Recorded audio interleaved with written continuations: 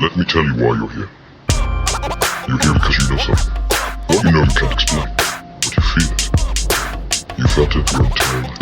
But there's something wrong with it. You don't know what it is, but it's there, like a splinter in your mind, driving you mad. It is this feeling that's brought to me. Do you know what I'm talking about? Hatred. Do you want to know? Do you want to know what it is? Let's go. Yeah. Back with another episode of True Voice Podcast. What are we on, Lady K? This is episode 3? Episode 3. And we're moving. Shout out to everybody that's in our chat, that's on our show, that come check us out and listening, that's getting in tune and involved. We appreciate your input. We see you in the comments, all of you. All of you. All of you. Appreciate the love and support definitely from everybody listening. You know, don't forget to thumbs up the video, like, subscribe, share. Yo, okay, so I'm sure you heard Lady K. You know, your homegirl? My homegirl. Yeah. Your girl, Kamala Harris. Your homegirl, she picked the running mate. She did. Tim Walz. Is it Walz or Waltz? I just want to get his name right. I want to say it's Walz. It's Walz. There Tim is Walz. no T. W-A-L-Z. Your boy TW. Big TW in the building. And T-Dub. this is the crazy thing, about her candidate. Her candidate is practically a better option than she is. I'll be honest with you folks. Kamala, by picking Tim Walz, he is a retired teacher. He is known in his community. He has also, he's the governor of Minnesota. Right. And his track record actually isn't that bad. It's impressive. Yeah, it's actually not that bad. There are some things I don't agree with, but there's things we don't agree with everyone. So he makes her look better, is what you're saying? He actually makes her look better. So maybe she has a fighting chance now because, Trump and Vance, she actually has a running mate, someone, a dynamic duo. Well, this is the thing. On the contrary, the vice president is supposed to be the backup for the president. So I don't feel like the backup has to be he's not the front runner. He's not the person running for president. The president is still supposed to be a strong in a strong standing on their own. Your vice president is just supposed to be able to be like that extra person that can give you the boost. I don't think they should be the boost itself. Right. But he is a boost to her campaign. He does help make her campaign look better. Yeah, I do. And in addition to that, you know what I think? I think that Kamala has been using the media to kind of like run the polls and push this image instead of like being open and in public, which is the same tactic that Biden did. But we see Biden's condition was declining. I don't know what Kamala's reason is, but this runner-up that she's got, he's actually the opposite. Like you said, he's in the public. He doesn't. It's not the media that's controlling a lot of the things that he's saying. No, he's actually talking to the people. He's showing up for governors' meetings and stuff like that. Yeah, he's a part of his state's. He interacts regularly because he's a governor. It's not like he was in the Congress or anything. It's definitely a neutralizer for her and for Vance. He kind of neutralizes the whole playing field. Well, Vance, the reality is Vance isn't strong. He doesn't give Trump a boost. No? Vance, let's just be honest, Vance has actually kind of hurt Trump's campaign. He does not have the same finesse, that Trump has with the people. A lot of people kind of. I think he's outspoken, but I don't know enough. I'm not saying about being outspoken. I'm saying that people don't really flock to him. They don't gravitate to him the same way they gravitate to Trump. Right. He doesn't have that same magnetism, and I don't feel like anything he's really said has given Trump's campaign a boost. I think that it's going to get even more interesting now that he actually has somebody to talk to other than Kamala being like this pin the tail on the donkey, because she sure as heck fits the donkeys. But no disrespect.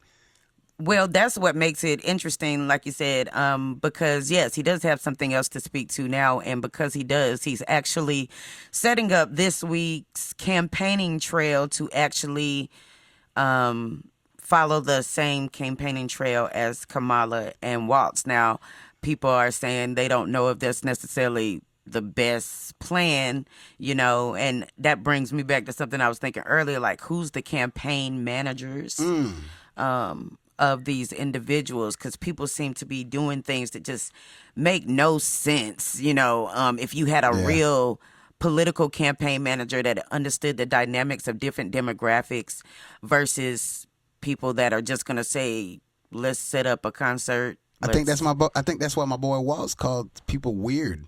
But I mean, you're speaking in terms of Kamala, but I'm speaking in the overall. I mean, Walz has this thing. A weird movement. Did you notice that he started? Yeah, my boy T-Dub. I'm calling him T-Dub. Calling Trump them weird. For the record, True Voice podcast. You heard it first. Tim Walz, you're Nomer T-Dub. I'm calling you T-Dub. T-Dub. T-Dub. Yeah. My boy T-Dub. Yeah, well, I guess we're going to find out how much of our boy he is. But, TW. But like I said, the reality is Tim Walz does give Kamala's campaign a boost. It does. He is actually, based on what you can read about him, based on the policies that I've come across so far that I was able to read about him. Yeah. Everything that he's done makes sense in the context of which he made his policies. Right, I heard he's done something for like abortion rights. Yeah, he did some abortion rights, but this is the thing about the abortion rights. When I read into the information a little deeper, the Pro-Life Act that he put together in his state, that Pro-Life Act does not, which is something Trump mentioned at the NABJ convention when he was there talking to the black journalists. They mentioned about abortion, and Trump was saying how so many states have put in these pro-life acts, and these pro-life acts allow you to abort babies up through the third term. Now, at the time, I had not did any research on the information, so as far as I knew, just like the black journalist stated, that's not necessarily true, because most of us do know that, states allow abortion up to around about, 4.5 months, Maybe some states are doing 5 to 6 months now, because lots of things have changed per the state.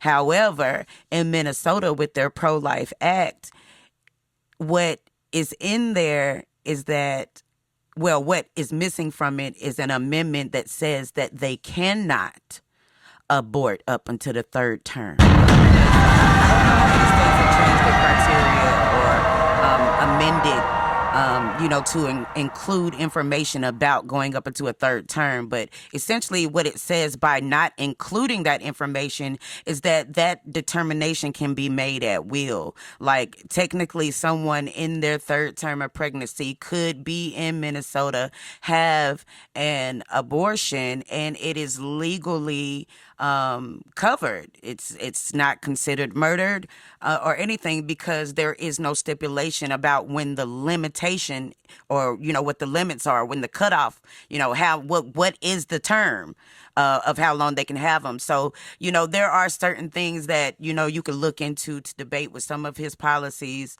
But essentially, of course, lots of people are pro-life. They do feel like people should be able to have the right to choose. I honestly do feel like that is your business. You should be able to choose. But if we are going to allow these type of things to happen, I think we should be clear on certain stipulations in those instances when we do get into situations that could be more like murder versus just your right to choose not to have Well life. said, Lady K. Well said. Yeah. Great. T-Dub. My boy T-Dub, man, I just think he makes Kamala look a lot better. It's the complete opposite of what we've seen with Kamala. He's public. She's not. She's media. He has family. He's got kids. You can see his family. his wife, Gwen. What do you know about Gwen Walz? I hadn't looked She's into a lifelong Gwen. educator, prison reform advocate. Mm-hmm. I mean, what do we know about Kamala's husband? What's his name? I'm not sure. I actually don't remember his name. Imhoff or something like that. Imhoff. Imhoff. Can somebody pull that up for His us, last please? name, Imhoff. Doug Emhoff. Thank you. We appreciate it. Yeah, we got our shadow government in the back behind us working. The shadow government is working. I call them shadow gov. I should not Imhoff, coin my is people shadow gov. his connections and who he is actually kept very quiet for Appreciate a reason. it, shadow gov. We know a lot about T-Dub, Tim Walz. We know a lot about him. Not too much about Kamala, except what they spoon feed us. Right. It's very limited information about her and her history and background. It's a lot of gaps. But on the other hand, almost Doug Emhoff, Kamala's husband, no one's speaking about him. No one's speaking about him. Kamala Harris's husband is quite the businessman. He has a record that is connected to some very, very elite. Yeah, did you know he had an extramarital affair on his ex-wife, and that's why they broke up? Yeah, with Kamala. 2016 or something like that. That's when they got married. The point is that I don't think that Doug Emhoff's wife has any connection to Kamala Harris. But Maybe not. That's a whole nother subject. But I just don't think so. But he did have an affair. That's what's public. So he's not loyal. He's unfaithful. Documentedly. Tumbling down the rabbit hole? On paper. Do you know what I'm talking about? And that's what we know. I could tell you a lot more, but I'm not going to say too much. You're here because you know something. Because I don't want to speak on things that could get my head knocked off. What you know you can't explain. But We're I will. already speaking on things that's going to get our heads knocked off. Just look up the Chevron deference. Just look up the Chevron deference, what that has to do with Biden and the connection between. But right now, Biden is in big, big, big trouble. And it's the U.S. Supreme Court just ruled in the Chevron deference literally days ago. So, what does that have to do with Doug Emhoff?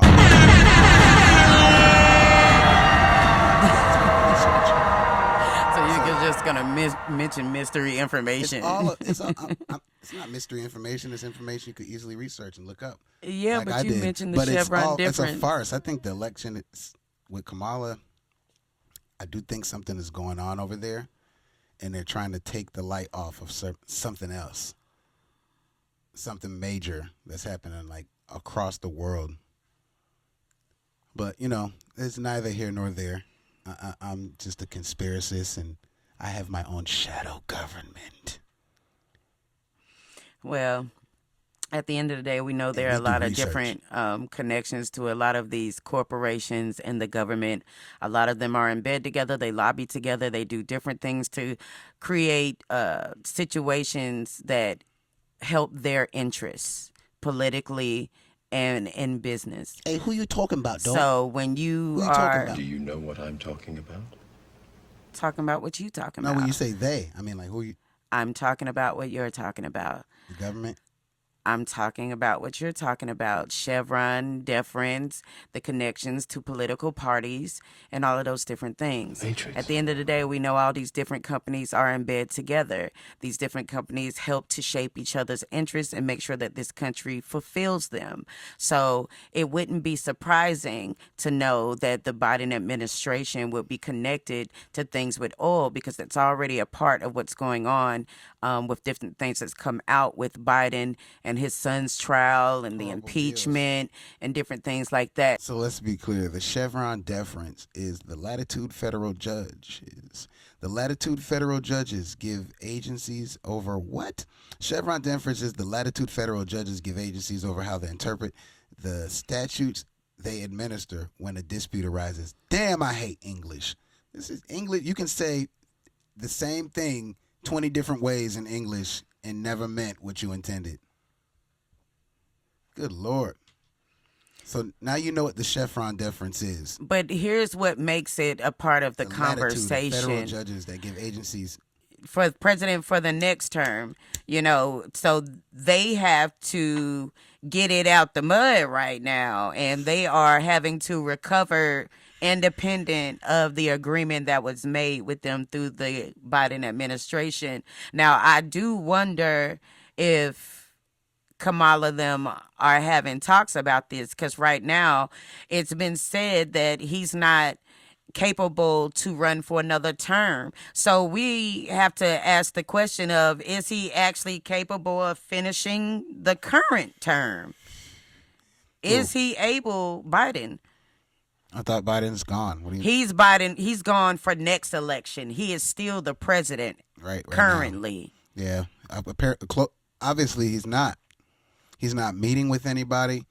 I heard Kim Jong-un and what's his name? Putin. They've been twiddling their thumbs for the past 3 years. Right. He's not competent to meet people. But the U.S. Supreme Court ruling today in Loper Bright Enterprise versus Raimondo dealt a severe blow to the ability of federal agencies to do their job by ending the 40-year-old precedent of chevron deference. Instead of deferring to the expertise of agencies on how to interpret ambiguous language and laws pertaining to their work, federal judges now have the power to decide what a law means for themselves. As a result, despite not being accountable to the people, judges will now be able to expand their role into the realm of policy making. Wow.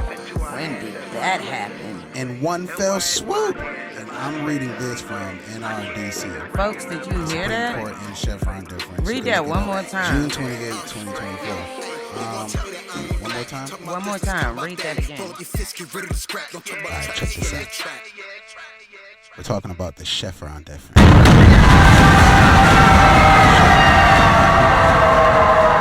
we go. The U.S. Supreme Court's ruling today in Loper Bright Enterprise versus Raimondo dealt a severe blow to the ability of federal agencies to do their jobs by ending the 40-year-old precedent of chevron deference. Instead of deferring the expertise of agencies on how to interpret ambiguous language and laws pertaining to their work, federal judges now have the power to decide what a law means for themselves. As a result, despite not being accountable to people, judges will now be able to expand their role into the realm of policy making. A judge can expand their role into the realm of policy making. That is dangerous.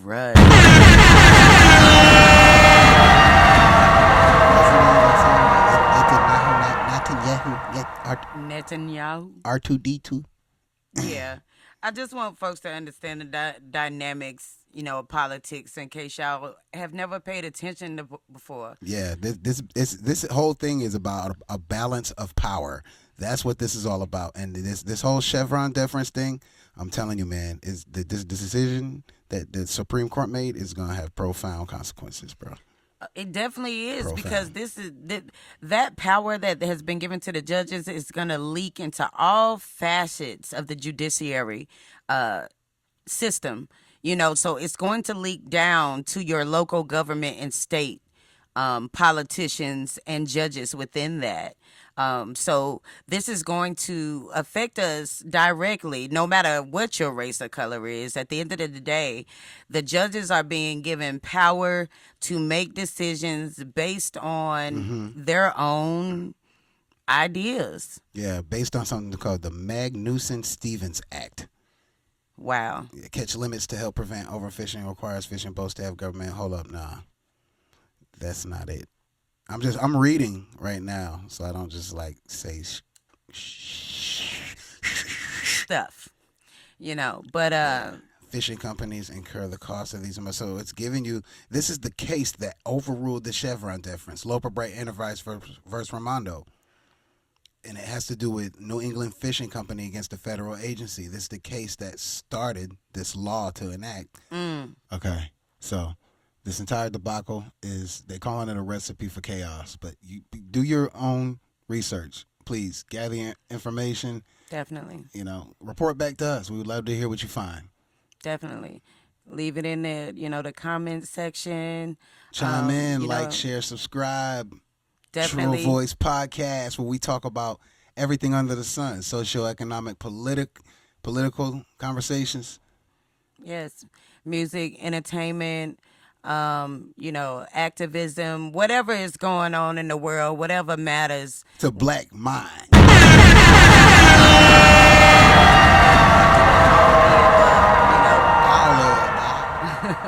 All of it. We subscribe to Black Power, Black Love, and we gonna give y'all the best we got to give here at True Voice. That's right, because we've been miseducated, y'all. We've been indoctrinated and miseducated. It's time to get back. For sure.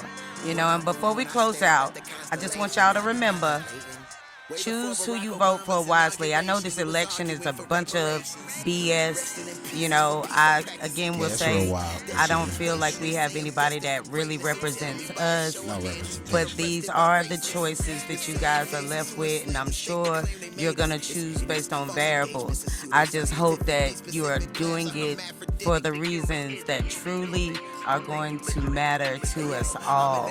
Research your information well. Yes. So you don't sound stupid like me. No, we don't sound stupid. Hey, look, man, I just be reading stuff and talking about it. I just be talking about it. That's the only way we have these conversations. It's not necessarily about being right. We're not claiming to be journalists or reporters. It's just an open forum for conversation. Right. Something that we need to have in this generation. We're Americans. We're black Americans. We live here. So this is a part of our life just like it's yours. And all races are invited to this conversation. Absolutely. Absolutely.